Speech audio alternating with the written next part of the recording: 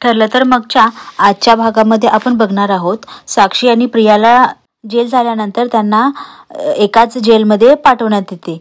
तेव्हा त्या दोघींना अचानक त्या एकमेकींना बघून कळून येतं की आपण आता एकाच रूममध्ये राहायचं आहे। तेव्हा साक्षीला खूप राग येतो। ती म्हणते तू असं म्हणून ती कॉन्स्टेबलला बोलवते, ओ कॉन्स्टेबल इकडे, आम्हाला या मुलीसोबत एक मिनिटही राहायचं नाहीये, हिचं तोंड सुद्धा बघायची माझी इच्छा नाहीये।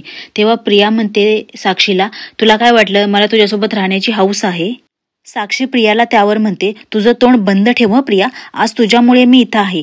त्या माकडिणीची आणि तिच्या पिल्लांची गोष्ट तू मला सांगितली होतीस ना, म्हणे दामिनी तसं वागेल, पण तू काय केलंस? तू तशी वागलीस। तुझ्या नाकातोंडात पाणी गेल्यानंतर तू मला धोका दिलास, तोंडावर पाडलंयस तू मला। त्यावर प्रिया म्हणते, माझं नाही तुझं चुकलंय, मी काय केलंय? तुझा खून माझ्या माथ्यावर आल्यानंतर काय करणार होते मी? तुझ्यामुळं माझी सगळी स्वप्न उद्ध्वस्त करणार नव्हते मी।